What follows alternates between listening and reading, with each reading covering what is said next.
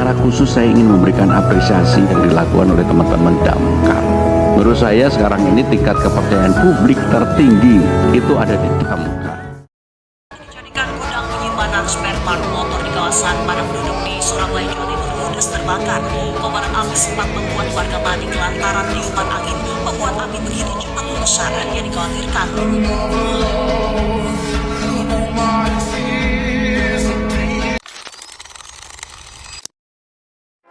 Pada kesempatan kali ini kami dari kelompok 4 yang beranggotakan saya, Syakrani Adilia dengan NPM akhir 061. Perkenalkan, nama saya Ferdinand Rahmamailani dengan NPM akhir 101. Halo, perkenalkan nama saya Linda Prafini dengan NPM akhir 163. Perkenalkan, saya Alfian Dimas Fahriansyah dengan NPM akhir 286. Ikuti video kami selanjutnya ya. Kelompok kami akan membahas mengenai etika profesi. Saat ini kami akan membahas tentang etika profesi pemadam kebakaran. Saat ini kami berada di pos Gunung Anyar. Beberapa prinsip dasar dari etika profesi. Yang pertama adalah tanggung jawab. Tanggung jawab terbagi menjadi dua, yaitu tanggung jawab terhadap pekerjaan dan hasilnya, serta tanggung jawab terhadap dampak seperti apa sih yang dapat diberikan untuk masyarakat umum. Kedua, ada prinsip keadilan, di mana kita harus mengetahui kepada siapa hak-hak itu ditujukan. Yang ketiga, yaitu prinsip otonomi. Dalam prinsip otonomi, kita dituntut untuk mengetahui kebebasan dalam menjalankan profesinya. Lalu, terdapat juga fungsi dan tujuan dari kode etik itu sendiri. Tujuan dari kode etik itu sendiri yang pertama adalah meningkatkan martabat profesi, lalu yang kedua adalah menyejahterakan anggota profesinya, lalu yang ketiga itu terdapat meningkatkan mutu profesi.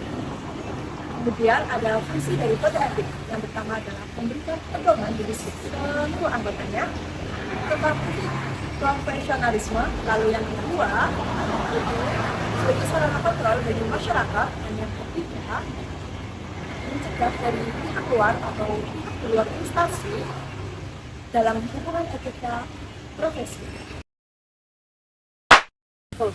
Selamat pagi Bapak, izinkan kami memperkenalkan diri. Kami merupakan mahasiswa dari UPN Veteran Jawa Timur dengan jurusan Administrasi Publik.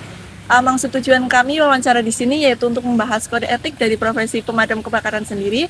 Bisa dibantu kami wawancara dengan Bapak siapa? Saya Rizal, anggota Rekrut 3 Pos Gunung Anyar. Selanjutnya bisa dilanjutkan dengan Bapak siapa? Saya Bagus, saya Dandu dari Pos Gunung Anyar Rekrut 3. Izinkan kami mengajukan beberapa pertanyaan, yaitu yang pertama tentang kode etik, yaitu apa saja sih kode etik dalam profesi pemadam kebakaran ini? Kode etik kami itu sebenarnya kode etik dalam profesi pemadam kebakaran ya. Yang paling utama adalah menjalankan tugas dengan penuh tanggung jawab dan dengan menjaga integritas dan nama baik Dinas Pemadam Kebakaran. Atau mungkin ada tambahan lain? Ya dasarnya dari situ. Dasar untuk mengerjakan pekerjaan kita adalah dari rasa tanggung jawab dan menjaga integritas nama pemadam kebakaran. Oke, baik, bisa dilanjut dengan pertanyaan selanjutnya. Nah Pak, untuk pertanyaan selanjutnya yaitu apa saja tips untuk membangun profesionalitas dalam profesi ini? Yang utama itu kita harus siap melaksanakan tugas terkait pelayanan kepada masyarakat dalam kondisi apapun. Tipsnya untuk membangun kode etik yaitu dengan menjalankan tupoksi yang ada. Tupoksinya dulu yang ada itu kita jalankan dan kita menghindari hal-hal yang bisa merugikan nama dinas. Ya, caranya dengan tidak menerima pungli atau pungutan liar apapun bentuknya dan gratifikasi apapun bentuknya itu. Ya. Menurut Bapak, mengapa kode etik sangat penting dalam bertugas? Oke, jadi kode etik itu sangat penting ya untuk pedoman atau untuk menjalankan tugas dan menjalankan tugas dengan amanah dan jujur. Karena ketika kita di suatu kejadian ya di rumah warga, kita memasuki rumah, itu kan ada area-area kamar yang menurutnya privasi. Nah, jadi di situ kenapa kita dituntut untuk memiliki kode etik yang profesional dan jujur? Karena di situ kan pasti ada barang-barang berharga milik warga.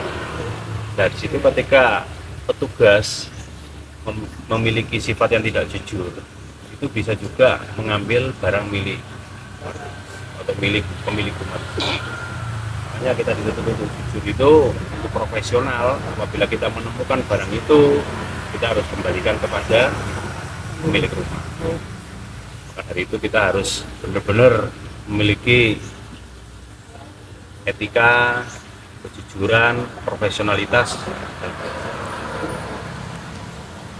Untuk pertanyaan terakhir, kan manusia ini tidak luput dari kesalahan ya Pak. Terus jika ada petugas yang melakukan kegiatan tapi tidak sesuai dengan tupoksi, kira-kira ada sanksi nggak Pak dari pemadamnya, dari dinas pemadamnya sendiri?